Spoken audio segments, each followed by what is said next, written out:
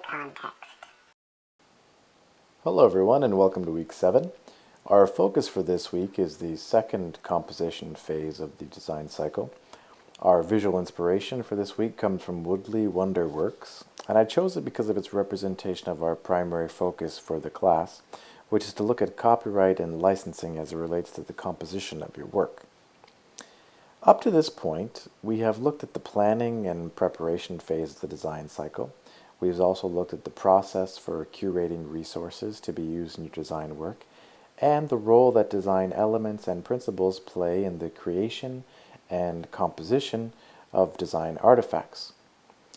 In this video, we're going to talk a little bit more about some of the other aspects of the composition stage, including focusing on the importance of understanding copyright and licensing. More specifically, this video will explore what is the role of licensing in the creation of composition and of creative artifacts. Sorry about that. How do you know if a creative asset that you did not create is safe to use in your design composition? What is the difference between open source material and licensed material? And we'll explore very briefly, should designers protect their creative work or provide them as open source materials? So, the first question, what is the role of licensing in the creation and composition of creative assets? Copyright and licensing play an important role in design because they help to protect the integrity of the individual's work from a variety of things that could be unauthorized, such as copying and pasting and editing and unauthorized distribution. Digital technology allows for the easy copying and pasting of pretty much anything that can be found in a digital format. Copyright protects content creators from the unauthorized use of their work. As a content creator yourself, you should give some consideration to what licensing you want to use to protect the work that you have created. There are many resources about this available to you through the course folder and online. However, what I want to point out is that the role of copyright is essentially to protect the creator of the work.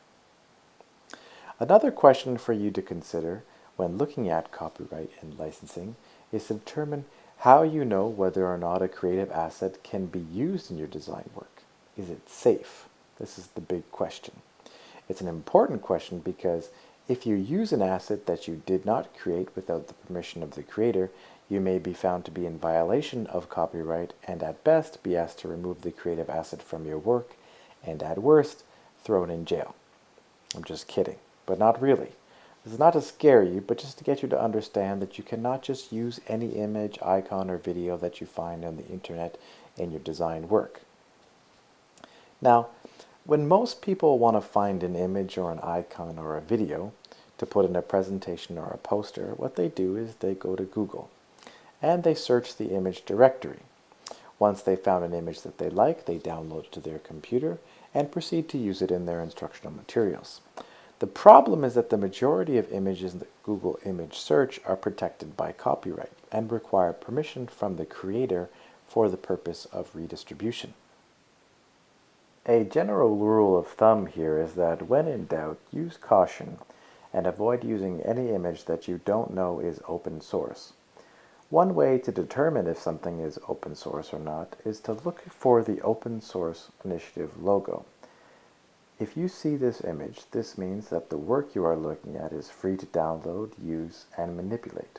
There may be some conditions, so be sure to read the fine print.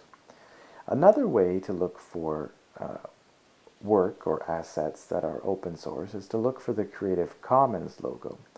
This logo indicates that the artifact is free to use and share. However, it is prohibited from being sold or redistributed for compensation.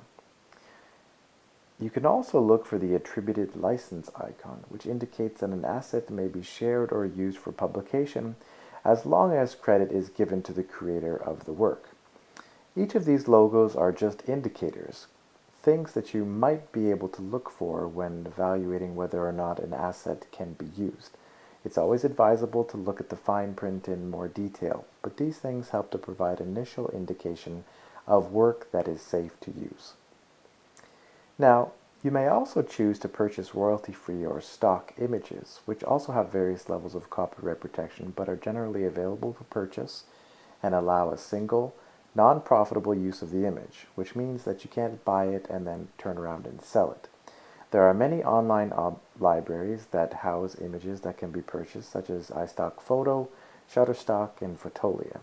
Again, use caution when you are using these types of resources because you may not know whether or not the source that you're taking or even buying allows for you to use it. If you ever have any questions or concerns, it's always best to contact the creator directly to clarify. Generally speaking, there are two types of materials available for designers to use. These are referred to as open source materials and licensed materials. We're going to talk very briefly about these, but again, you are encouraged to explore what these two concepts mean as it relates to your work, because the understanding of these two concepts will be dependent on the type of media that you are using. When we're looking at the difference between open source material and licensed material, the first thing we can look at is what is open source material. Open source material is actually referred to as copyleft, which means that it involves free and open source licensing of creative work. This means that the creator of the work has opened up the copyright so that any user can modify it, build it, change it, copy it, and they do not require attribution or compensation for their work. A current example of something that is open source is the Android operating system from Google. What the Android operating system does is allow other manufacturers such as HTC or Samsung to use the Android operating system within their products. They do not have to give any attribution to Google that it is Android and are not required to provide any compensation for the base code. The second category of copyright involves works that are protected in some way. Usually when you see this, Creative Commons, that means that there's some level of licensing. Now, there are various levels of protection that exist within this category, and you should definitely explore it further. What is important to note here is that if any category of creative work is created under this copyright license, it is protected in some way from the use, modification, or distribution of the original work. This is not to suggest that the materials cannot be used, but there are specific conditions under which they can, such as they need to provide consent or attribute the work to the creator, or in some cases compensation may be required. A resource for finding open source materials related to graphic and visual design is searchcreativecommons.org. This is a website specifically devoted for searching for images that are either open source or have limited copyright protection and can be used for the purpose of your design artifacts. Trust me when I say this is a great resource for you to find images that you can use. The site uses a variety of online databases such as Google's image database, Flickr, and Wikimedia, but the key point here is that it only searches for images that are either open source or licensed to be used in other contexts. Now, using this site could be the first step in finding assets rather than just using Google. The identification of different types of protection ultimately leads to a discussion about whether or not designers should protect their work or allow them to be open source. This is an intricate discussion that has been made more complex by the affordances of digital technology, and ultimately it is at the discretion of the designer to either protect or not to protect their work. From the perspective of a designer, open source materials provide wider distribution and exposure to the artist's work. They also require less management because there's no need to track the usage of any piece of art. Many designers also feel that making their work open source serves as a way to give back to the design community and move the visual design industry forward. Licensed work provides the creator with more control over the where and the how of their assets being used. This can also serve as an avenue for exposure when assets require attribution, which can promote the designer's work overall. Finally, works that are protected under licensing can serve as a revenue stream for designers, which allows them to continue to develop professionally.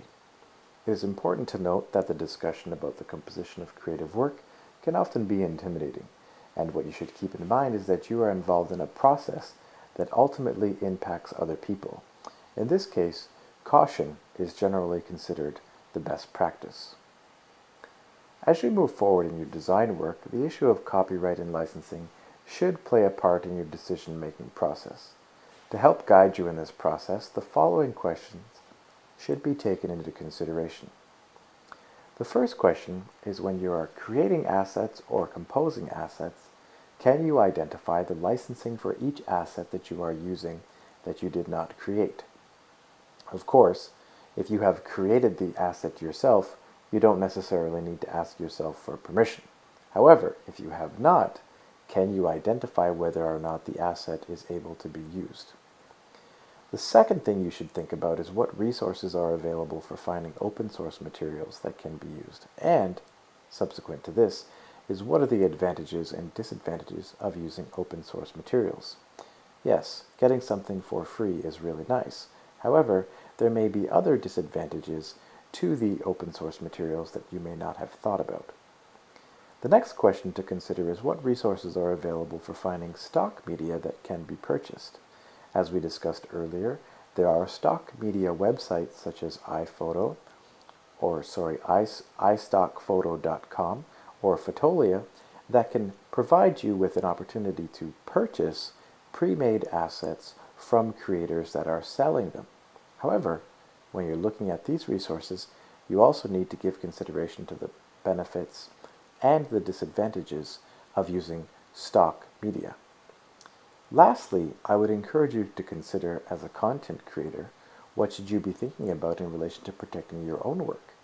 Do you want people to be able to freely use the work that you have created, or would you like to protect your work under some type of copyright or licensing?